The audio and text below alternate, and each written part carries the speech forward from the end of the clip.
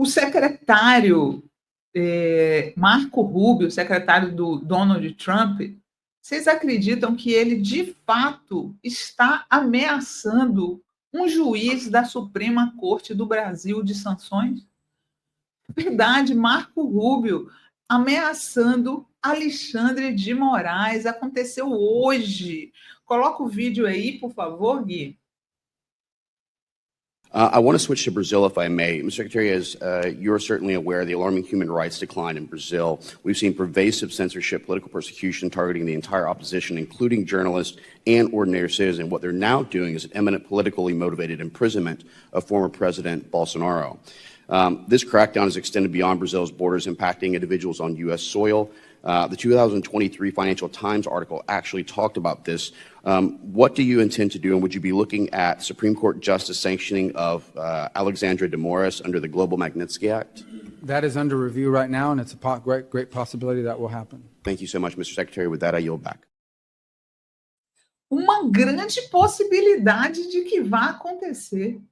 Uma grande possibilidade, gente. E os bolsonaristas estão comemorando, tá?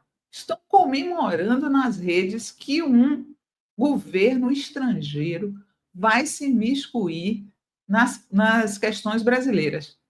Fizeram isso, pediram intervenção militar dos Estados Unidos em todas as manifestações que eles fizeram, né? Para pessoas que apoiaram a ditadura militar que foi engendrada pelos Estados Unidos, isso não surpreende. Ele só não apoia os Estados Unidos, como foi quando, no caso do Biden, ele sinalizou que não aceitaria um golpe contra a eleição de Lula. Aí eles não gostam.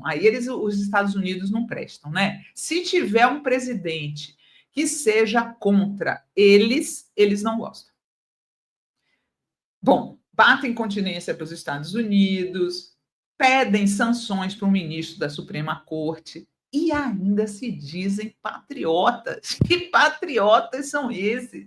Deixa eu ler aqui a matéria da Fórum para vocês. Secretário de Estado dos Estados, Marco Rubio, confirmou que o governo Trump estuda impor sanções contra o ministro Alexandre de Moraes do STF. As possíveis medidas incluem bloqueio de bens e contas financeiras em solo norte-americano. Isso supondo que o Alexandre tenha bens e contas nos Estados Unidos. Se ele não tiver, não vai acontecer nada. Trata-se de uma perseguição política clara, motivada pela atuação do magistrado na investigação e julgamento dos grupos golpistas liderados pelo ex-presidente Jair Bolsonaro. As declarações foram dadas numa audiência na Câmara dos Representantes nesta quarta-feira. Desde que passou a relatar processos que ameaçam os interesses da extrema-direita brasileira, Moraes virou alvo constante da retórica dos setores alinhados a Bolsonaro, que agora contam com apoio de parlamentares republicanos dos Estados Unidos para pressionar e tentar paralisar o trabalho do ministro e do STF. Rubio esclareceu que está em curso uma avaliação sobre a aplicação da chamada Lei Magnitsky contra o magistrado brasileiro. Essa legislação vigente desde 2012 permite ao governo norte-americano impor penalidades a autoridades acusadas de violação de direitos humanos, sobretudo por meio do bloqueio de ativos financeiros e contas em solo norte-americano. Né? Eles deviam aplicar a Lei Magnitsky neles mesmos, porque não existe país hoje que descumpra tanto os direitos humanos, que ataque tanto os direitos humanos quanto os Estados Unidos, que apoiam aquele massacre que acontece lá na Palestina. Coloca a Lei Magnitsky contra o Netanyahu. Isso eles não fazem, né? Desde o início da gestão Trump, a pressão para que Moraes seja punido é uma constante entre parlamentares republicanos alinhados à oposição brasileira. Além da potencial suspensão do acesso financeiro, tramita na Câmara dos Estados Unidos um projeto de lei que pode impedir o ministro de ingressar em território estadunidense. Alexandre de Moraes já falou sobre isso, que prefere passear em outros países que não os Estados Unidos, e muito menos durante o governo de um cara que persegue opositores, persegue até estudantes de universidade que se colocam a favor dos palestinos. Né? Não é mais uma democracia aquilo ali. E o Trump E o Trump não está só atacando o Brasil, não, tá? Ele fez uma audiência com o presidente da África do Sul, que é um escândalo. É um escândalo que ele fez. Vocês sabem que o Elon Musk é sul-africano, né? Ele é sul-africano. E o governo Trump vem dando toda a facilidade para que, entre aspas, exilados sul-africanos peçam asilo nos Estados Unidos.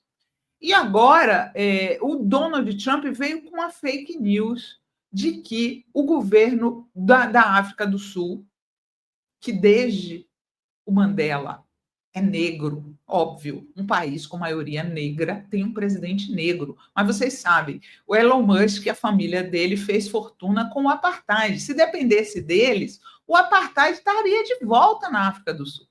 E aí o Donald Trump veio com uma fake news, uma mentira, dizendo que o governo da África do Sul está cometendo genocídio contra brancos. Ele não tem nenhuma prova disso, é uma mentira.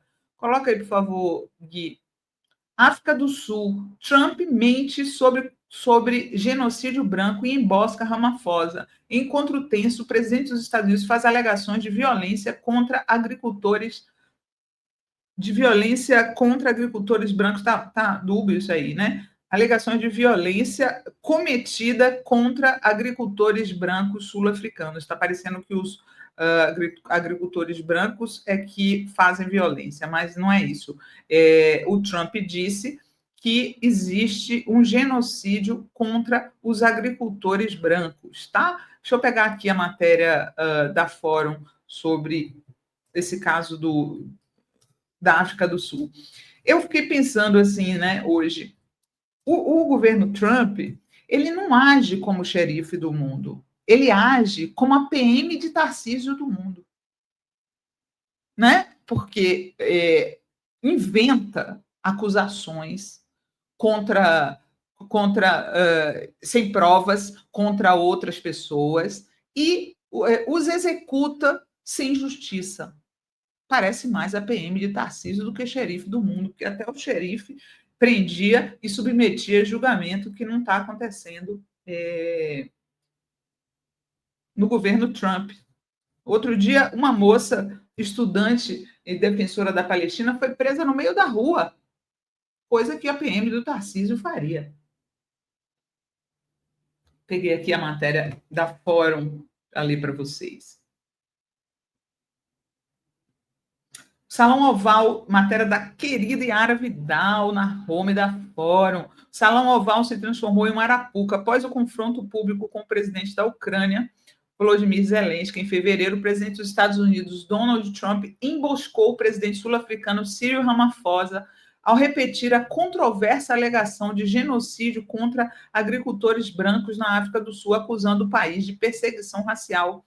Durante o encontro na Casa Branca, nessa quarta, Trump exibiu vídeos e artigos para sustentar suas afirmações. Foi prontamente rebatido por Ramaphosa, que defendeu a democracia sul-africana e questionou a veracidade e a origem das imagens. Vocês sabem que a extrema-direita em todo o mundo, na Argentina, nos Estados Unidos, na Hungria, onde eles aparecem, eles são como os nazistas. Eles contam uma mentira 1000 vezes para ver se ela se torna verdade.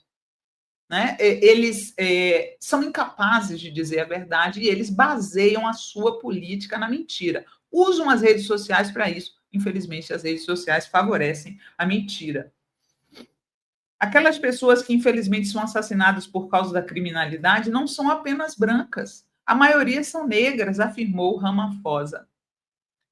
Segundo o Instituto de Estudos de Segurança, a África do Sul registrou 24.494 homicídios entre 2022 e 2023, o que representa uma taxa de 45 mortes por 100 mil habitantes. Entre esses casos, apenas entre 60 e 70 envolveram agricultores brancos, cerca de 0,23% do total. Desde 94, a média anual de ataques a fazendas é de 214, resultando em aproximadamente 69 homicídios por ano. Especialistas afirmam que, embora crimes em áreas rurais preocupem, agricultores brancos não são mortos em taxas superiores às de outros grupos populacionais. A África do Sul ocupa o 5º lugar no ranking global de criminalidade, segundo o World Population Review de 2025. O país enfrenta índices alarmantes de violência, impulsionados por pobreza, desigualdade social, desemprego e fragilidade institucional. Quem é que causou isso? Todos os anos de apartheid, inclusive com saqueio dos diamantes, das pedras preciosas que havia na África do Sul. Vocês sabem que a Inglaterra roubou muito diamantes da África do Sul, né? Roubou muito, não foi pouco, não. Tanto que os diamantes mais famosos da coroa e do cetro da rainha da Inglaterra vieram do regime do apartheid.